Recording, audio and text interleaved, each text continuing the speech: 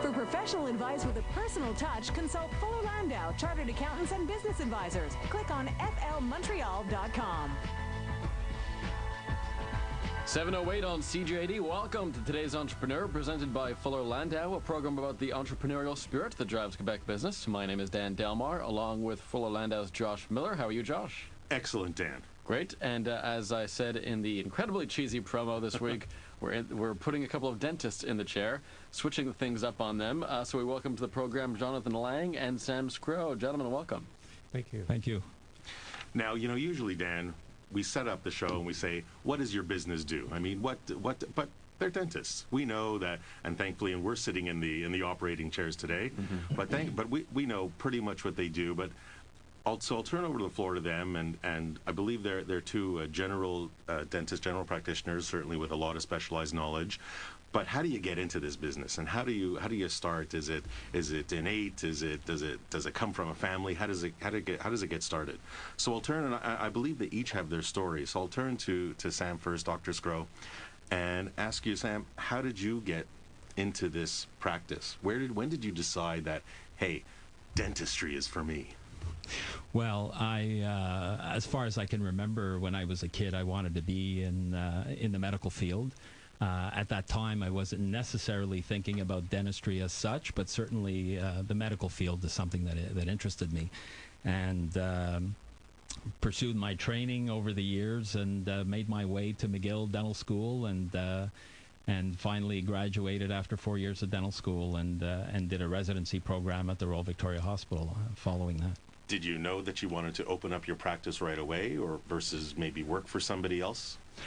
I guess that came up more during our training as such, where you start thinking about those issues as you get on in your education, third and fourth year, and certainly during the residency, it's something that you start thinking about and wondering where you're heading at this point once you finish your training.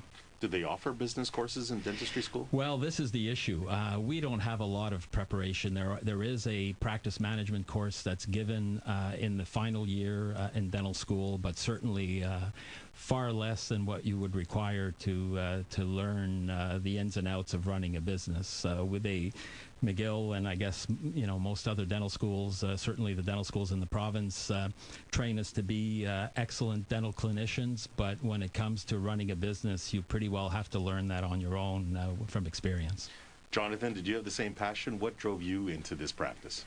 Well, similar to Sam, I knew as a teenager that I did want to go into the health profession of some kind. At the time, I had a lot of friends, or as I started my undergrad years in McGill University, I had a lot of friends in medical school, and I saw that really wasn't the way I wanted to go, with the hours that they were putting in, and their lives basically weren't their own.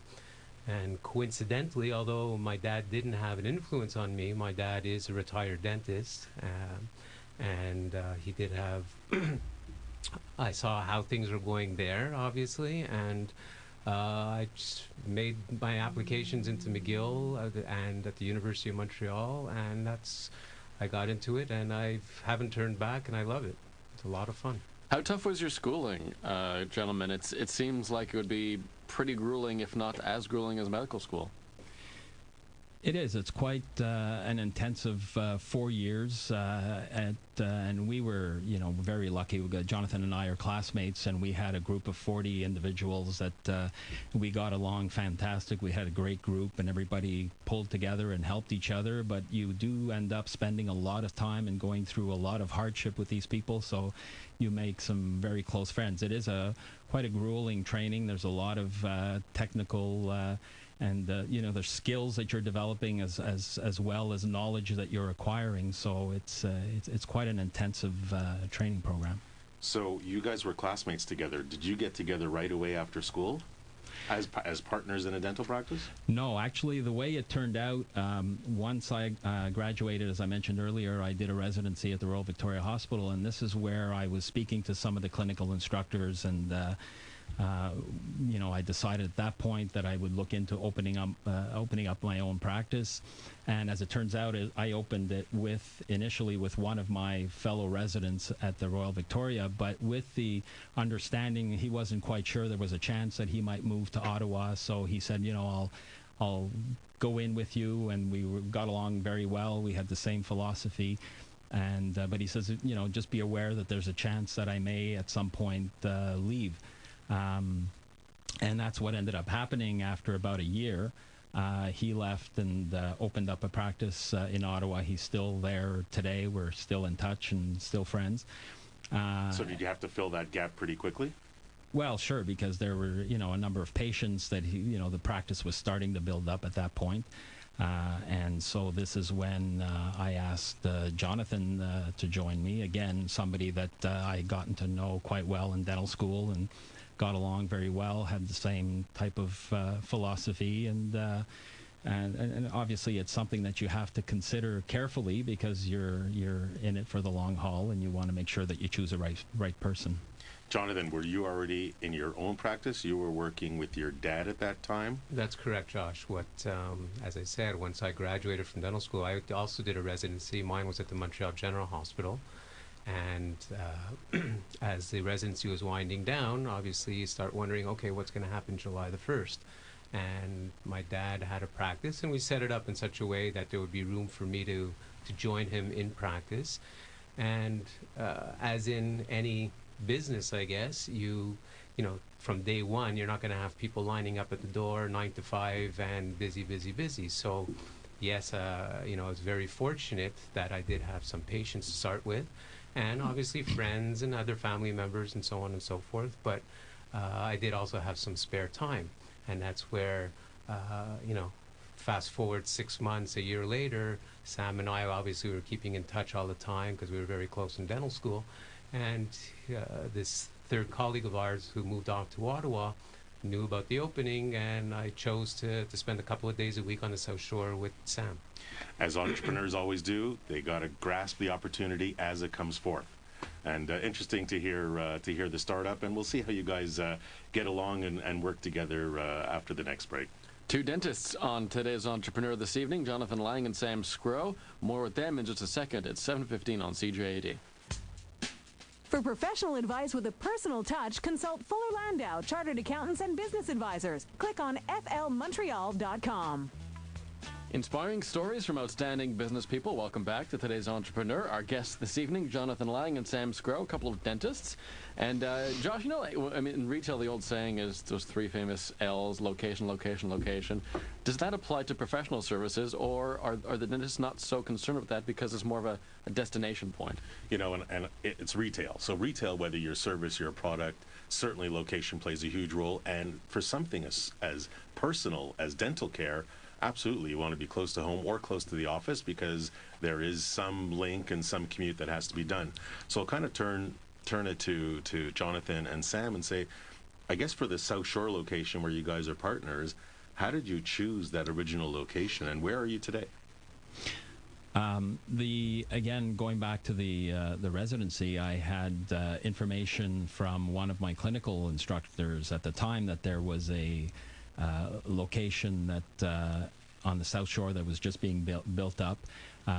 There was a pharmacy going up in this little commercial center, strip mall type of thing, with a medical clinic that was opening up at the same time. So that right away, that sounded interesting, and certainly there's a certain synergy that you can get from that sort of health related environment. So I remember as a resident, one day after we finished at the hospital, driving across to the South Shore, and at that point I didn't know too much about the South Shore. Found the location, and it was the month of February, and it was basically just a huge field, snow-covered field at the time where this shopping center was going to be built. Was it a residential area? There was a residential area around, but it was on a commercial street. at a commercial intersection. And basically, we started looking into that and getting some information from the pharmacy, who had done some market research in the area about, growing neighborhood and young families moving in and that sort of thing. So that's certainly helped us, and we looked into that area more seriously because of all the positives that were coming out of that. Have you ever rented a location before? I mean, this is your first venture into perhaps not owning real estate, but certainly rental, and making sure you have the right amount of space and the leasehold improvements, so you have the right amount of offices or chairs. How did you learn all that part of it? Absolutely, this was the first time, and as I mentioned, very little of this we got from school. It was you're learning it as you're going along, and asking people and looking for your resources and getting information where you can. But it was basically figuring it out on our own. Did you determine that being next to a pharmacy was great for foot traffic? I mean, that was a conscious decision. Definitely. The fact that we were next to a pharmacy, and the fact that we had decided to open up, we met the people that were opening the medical clinic, and we decided at the time to take a slightly bigger space and to share a reception area. So we had a common waiting room, and we had staff that we shared at the reception area, and then we had our respective areas at the back where we would see patients. So that definitely helped us at the beginning, as opposed to opening up on your own, where we had a lot more visibility from the pharmacy next door and from people coming in to see the doctor, and then they'd realize that there was a dental clinic in there as well, and it sort of helped us grow a lot faster.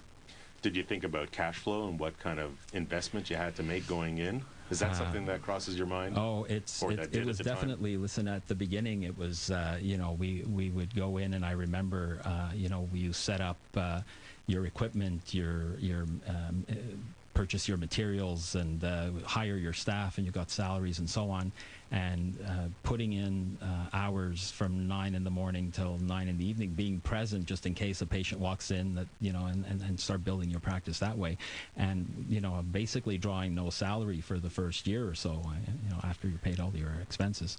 Not just dental, you run a practice, you run a profession, but you got to run a business too, and that's what we're going to hear more about coming up. Jonathan Lang and Sam Sgro, our guests on today's Entrepreneur at 7:23 on CJAD. For professional advice with a personal touch, consult Fuller Landau, Chartered Accountants and Business Advisors. Click on flmontreal.com. Welcome back to today's Entrepreneur. Our guests, Jonathan Lang and Sam Sgro, a couple of dentists, Josh, and we're talking about real estate and owning land versus buying when you're a professional. And with the equipment that you have, and the chairs and the x-ray equipment and all that, owning a building, renting space certainly has its advantages, has its disadvantages. We heard Sam's story about how, he originally found his location on the South Shore and kind of linked it with a medical practice that was close by and shared some space. So that was great to minimize perhaps some of the risk. Jonathan, what was your experience when you were setting up or kind of taking over from your dad's practice? Was it also a rental versus buy option, or was it a different circumstance? Well, slightly different. Again, with a practice that was already established, my father's practice that was already established, and it was in a rental building, it was logical to continue there. And I did stay there for a number of years. And being in the Snowdon area, purchasing a building was somewhat was not in the cards, because just cost was an obstacle. Cost, exactly that. Cost was the value of building of real estate in the Snowdon area, and even just available real estate to do something was somewhat out of not possible. The goal is to stay close to the client base. Exactly. So my practice was on DeCarry Boulevard, and I was there for approximately 20 years or so. And what happened was my lease was coming up for renewal. Unfortunately, the building that I was in, I was not very happy with the building I was in, and right across the street, there was an insurance company that took over the building, and I knew they were putting a lot of money into renovation of this building. And this building is, right now, it's a beautiful building. And there was a dentist who was practicing there. I spoke to him. He had some space available. He was a more senior dentist. And I ultimately moved my practice into his practice with the understanding that at one point when he does retire, I'll be taking over his practice. I'll be purchasing his practice and I guess somewhat his business, because unfortunately, as much as we like to look at dentistry as a health profession, it is also somewhat of a business. Did you acquire his practice? Well, I did acquire it. Ultimately, I did acquire his practice, and that was part of the agreement that we had between us before I moved in, that when the time was right, that when he retires, I will take over his practice.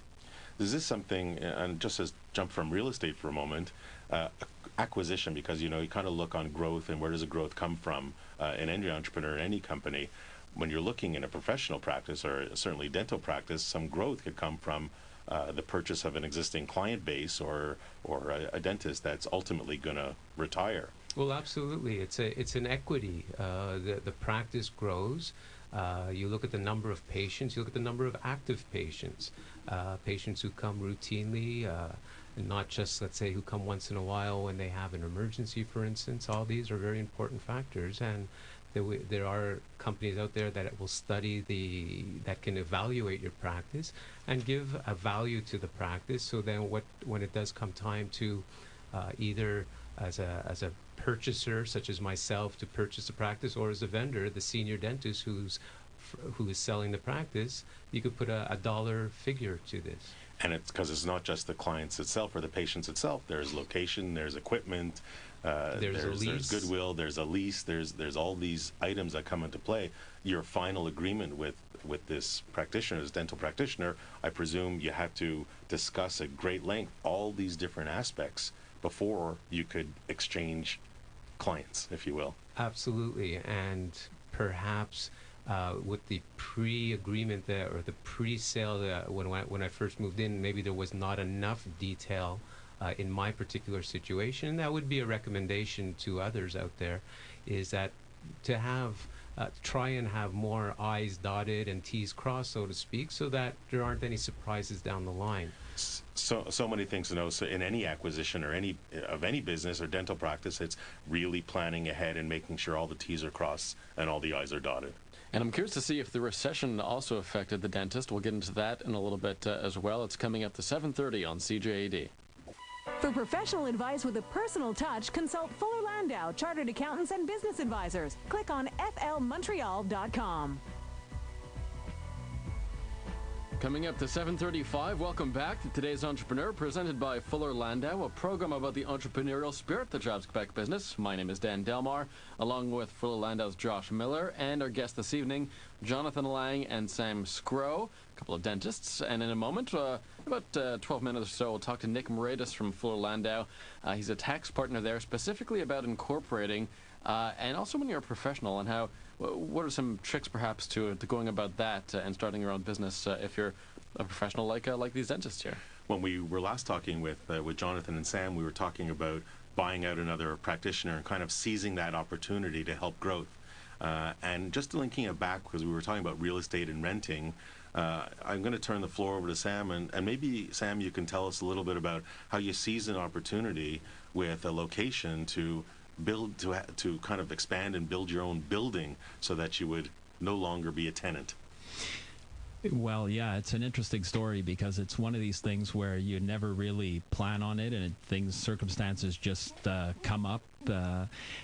We found out at one point, this is about 15 years into the practice, that the pharmacy next door to us wanted to expand, and because we were right next door to them, they were going to basically expand into our space and said, well, we'll move you somewhere else in the shopping center, or, none of the other options seemed viable, so we started to look elsewhere. And it was one of these situations where it just happened to be, we were at the right place at the right time, and there happened to be an empty lot almost across the street on Victoria from the existing location. And interestingly enough, it was during some conversations with some of the people at the dental supply companies that we deal with, and it was one of the representatives, Alain Picard, who had actually at that point mentioned to me, said, well, did you ever think of, rather than looking for another rental location, did you ever think of owning your own building? And it just kind of clicked. I never really had thought about it, and here was a great opportunity. And so we ended up buying this abandoned building across the street and tearing down. It was an old building that had been closed for about a year, and basically building a new clinic from scratch. So that was something that I never saw coming. I was sure I was going to retire in the same location I had opened 15 years before that, and here we are now 10 years later in our own building. That leads me to think financing. You've had to purchase equipment over the years, and now you're looking to build a property, a building that you're going to be in forever. Was financing was it a challenge to get? Financing was a challenge right from the start. I mean, right at the beginning when we first graduated, I went around to a lot of financial institutions, and most of them said, well, you're just a recent grad, and there's a lot of risk involved, and I'd like your parents to sign. Well, I thought, well, here I am with my degree. I worked hard for a degree. I'm a professional, and I didn't see the need to get my parents involved. I mean, they'd helped me all along with my studies. I didn't feel that they should have to, be involved at this stage of the game. Finally, we were lucky enough to find someone who trusted us and believed in us, and went along with our plan, and we've been loyal customers ever since for 25 years. This was an actual banker that trusted you? This was, believe it or not, yes, the TD Bank, and we're still, as I say, loyal customers. 25 years later, they believed in us when we started, and we're very grateful to them for that. Now, when it came to building the building, the new location, there, for various reasons, we at that point decided to go with a medical leasing company, which offered other incentives that were of particular interest to us at that point in time. And then later on, after a number of years, we actually switched back to the bank again. But certainly, as a young entrepreneur, and later on when you're looking at real estate, you have to prove your point and make sure that the financial institutions back you. It's not always easy. And as a dental practitioner, it's not just about treating patients. You got to run your own business too. So what about when you're in that South Shore area, whether you're in the rental location or even, Jonathan, if you're in Snowden or the New, what do you do for marketing? How do you get the word out that you're there? What do you do, Jonathan, to get people to know that you're open for business? Well, again, my practice has been established a number of years. I find the way I tend to do the marketing is mostly internal marketing. In other words, word of mouth, patients refer friends, family. The greatest compliments I have, patients are coming literally from the Tremblant area, from 150 kilometers away, and they say, listen, you've been my dentist for so many years, and I want to come back, and I can't see anybody else. And I find those are the wonderful compliments, and those are the kind of people who refer friends and family. So I stay away more from the yellow page ad, the full magazine ads. I don't feel comfortable with that. And looking to continue the practice, gain patients, and maybe ensure that there's youth that comes in, that it's not a bunch of retirees coming in, do you look at social media and the web to maybe get the word out that, hey, come see us, we'll make your teeth as white and clean, as sparkling as possible? Well, certainly that is a trend that is becoming more and more popular. Internet sites, the web, the tweeting, and so on and so forth. Tweeting, oh, I'm just at the dentist, and wow, wonderful, and he did a root canal for me, and I fell asleep, type of thing. And those are all those aspects of our practice. So it's very nice to hear that. Speaking of marketing, do you guys find yourselves combating a lot of gimmicky type of dentistry operations? We hear all kinds of ads of, new cures to whiten teeth and to straighten teeth. Do you find yourselves competing against other professionals that aren't as credible? Well, of course, as self-regulating professions, we have very strict ethical guidelines for advertising, and most professionals, most dentists certainly tend to be more conservative.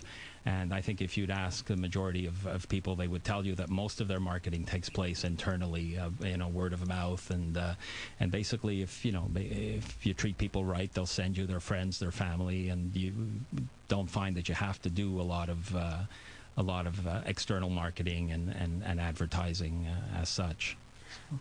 Just to talk, and as we get to the last few minutes of this segment, we talk a lot about the business and the operations, and we talk about the clients, but there's a lot of people behind them that have to service. It's not just a couple of great dentists. It's whatever team is surrounding you. Is it difficult to find good people? How do you train them? How do you find them? And how did you learn that side of the business? Well, I think, again, that's, something that you learn as you go along. And yes, absolutely, what you say is right. The team is very important. Our management style has always been putting the emphasis on teamwork. And every time you bring someone into the group, you've got to make sure that they'll gel well with everyone else, and that they'll become part of the team. And through trial and error over the years, and interviewing people and checking out references, and we sometimes deal with agencies as well that pre-screen some candidates, and it's a constant challenge. I think not only in our field, but in many fields. And Jonathan, do you have a similar philosophy in the Snowden practice? Well? For sure. I mean, although ultimately, as the dentist, I'm the one rendering the dental treatment per se, but it starts at the front desk, and that's the person who will greet on the telephone, as early as the telephone, and then at the front desk, and then be it the hygienist, the dental assistant. It's a whole team approach. And then even when you start referring patients, if you're doing procedures, for procedures that I don't personally do, I'll refer to, let's say, an implant specialist. I'll refer to a root canal specialist. I'll refer to an oral surgeon. And again, these specialists have to have your philosophy as well. And this is a great networking tool for you as well. We talked about marketing before. Hey, it's not just about patient referral, but I guess within your network of specialists, you also kind of refer back and forth. Well, to some extent, keep in mind that a specialist is receiving referrals from a multitude of general practitioners. So it puts them in a bit of an awkward position to start referring back to one or two. They may say, oh yeah, well, you practice at the corner of this and that, and I know you live a block away, so maybe that from a geographic point of view, but it does put the specialist in a bit of an awkward position. So many different aspects of the business, impossible to get to all of them, and you guys certainly are not just dental practitioners. You have to learn and operate a business, and as entrepreneurs, very interesting, even though we only got to part of it. And if you're a professional like a dentist, for example, Nick Moraitis will be along in just a second to explain some tricks about how you can incorporate easily. So that's coming up on today's Entrepreneur. It's 7:45. For professional advice with a personal touch, consult Fuller Landau, Chartered Accountants and Business Advisors. Click on flmontreal.com. Inspiring stories from outstanding business people. Welcome back to today's Entrepreneur. Dan Delmar along with Josh Miller of Fuller Landau. Our guests this evening, dentists Jonathan Lang and Sam Sgro, and we also bring in Nick Moraitis to the conversation. Nick is a tax partner with Fuller Landau. Welcome back, Nick. Hi there. Now, we're going to get into a bit of discussion about how professionals can incorporate and some tips and tricks as to how to make that route a bit easier. Well, I think, Dan, companies and businesses have been incorporating for certainly many, many, many decades, but professional services, whether it's the physicians, the dentists, the accountants, the lawyers, we've only really been able to incorporate in the last 3, 4, 5, 6 years or so. So this was kind of a great impetus when we have the dentists here to talk about incorporating professionals and what those entrepreneurs should really know about it. So Nick, perhaps you can give us a little bit of the ABCs on that. And what I have to say about professionals would also apply to anyone who's self-employed who's looking to incorporate. And Josh brought up a point that for professionals, it's only been the last 8 years or so that we've one by one been allowed to incorporate. And one of the factors was personal liability for errors and omissions. So if you do a rotten job on one of my teeth and I want to sue, your corporation will still not protect you. And that's one of the dilemmas that the government had. However, incorporation now is a viable alternative. It's something that a lot of professionals start looking at, and even for anybody who's self-employed, it is something you want to look at. And the first question I guess you go through is, well, why bother incorporating? What changes in my life? If it's not going to save you from liability, then That's why right. should I do it? And I usually put the pros and cons into two baskets. There's the tax basket with all our pros and cons, and then there's, I call it the other basket with all the pros and cons. And in the other basket, that one of the core ones is this notion of limited liability. If I, whether I'm a professional, I can never hide from my errors as a professional. However, I could hide as a businessman from other errors that might happen that are nothing to do with professional. So if you start a company and you scrimp and save say a sum of money to start it, and the business doesn't go well with it. If I'm in a corporation, if I say invested $10,000, well, that's what I'm hoping I'm going to lose, and that's about it. Whereas if I'm my own professional or my own depanneur owner, for that matter, and I put in the $10,000 and it doesn't go well, the losses keep going, and I can't hide from my creditors. I can't hide from my landlord, my suppliers, my employees, or anybody that would have to come out and pay. So that's one of the other advantages of being a corporation. So it's really, you know what, don't screw up on the actual practice, but you know what, if I enter into a lease and the business goes bad, then you worry less because you're within the corporation. And I say that with one little caveat: personal guarantees. Personal guarantees will put aside the corporation.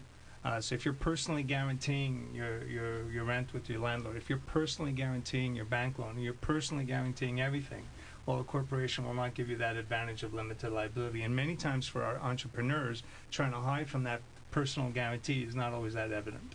So that's the other basket. When we come back, we'll talk about the tax advantage basket. That's the exciting part.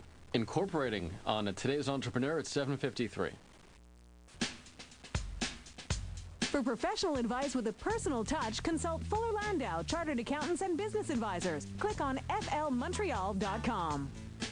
Remaining moments on today's Entrepreneur with our guests this evening, dentists Jonathan Lang and Sam Sgro, and tax partner at Fuller Landau, Nick Moraitis, talking about incorporating and some tips and tricks, Josh. So we were talking about the one basket that had to deal with the protecting yourself from liability, from commercial liability. Now let's get to the other basket, which is more about the tax benefits and pitfalls and things to know about. Well, a corporation is a separate taxpayer, so it has a whole set of rules specific to it as to how it pays taxes. And one thing that we do look at is the level of income the entrepreneur is earning or the professional is earning to determine if it's worthwhile. But one enormous advantage of a corporation is something we call the small business deduction that is available for incorporated Canadian businesses, where on the first $500,000 of profit, the tax rate is here in Quebec is 19%. Now, why would it be that low? Well, part of it is because a businessman usually needs the excess cash to reinvest, buy equipment. If you're in the dentistry field, you're buying equipment, you're investing in receivables, your inventory. Sometimes it's the extra cash to pay down your debt and get yourself in better financing to go through recessions and depressions as we do. But does that presume, Nick, that you don't spend everything you earn? Well, I'm getting there, but it is something that is very key because for the businessman who's looking to grow and he's looking to retain that profit and move it, that is very important. But a corporation, that benefit of that 19% for that first $500,000 assumes that you're leaving money in the company. If you're making, I'll just throw some numbers out. If you're making $200,000 and you decide I need every single dime to live because I want to have that life, a corporation loses a lot of that benefit because you're basically going to end up paying what you would have paid had you just stayed as a self-employed professional. But that's usually not why we're looking to do that. Other advantages as well is that the money that you do stays in the corporation will ultimately be taxed in the future, but during that time can grow and become another asset base to allow your assets to grow. You're also looking at bringing in shareholders. It's a lot easier with a corporation with shareholders than if you were all alone and you wanted to change or bring in a new partner. Oops, you're a different entity from the government perspective. Sounds like there's really a lot to know about, and each case could be actually quite different. Absolutely, and it's usually an analysis that you sit back, how much money are we talking about, how much red tape are you prepared to handle, because corporations do bring it up, and you make that decision as you go along. Thanks very much, Nick. I wish we had another long bit of time, but we'll cut you off here and turn to our two dentists, our two very experienced dentists, and ask them, what words of wisdom would you give to today's entrepreneur? Well, I'd have a few words of wisdom. First of all, I'd say treat people right, as you would want to be treated yourself. And I think that goes for any area where you're providing a service, and you'll be successful if you do that. The other important thing is to love what you do and to work hard at it. Nothing comes easy. And finally, I'd say have the courage to seize opportunities that come up. You have to be prepared to leave your comfort zone. Of course, there's calculated risks sometimes, but seize those opportunities. Jonathan? Coincidentally, just to follow what Sam was saying, I had a few fillings done myself last week, and when you're sitting in a dental chair, it's true. I mean, what the profession that Sam and I have chosen, it's not as fun as it is for us being a patient in the chair. It's very apprehensive at times, and there are a lot of patients who have a fear. But what we try and do in both my practices is to make it a pleasant environment, and that's the teamwork involved, and just to make sure the patient is as comfortable as they can be. And again, always picturing yourself in the dental chair and making it as positive and pleasant as it can be.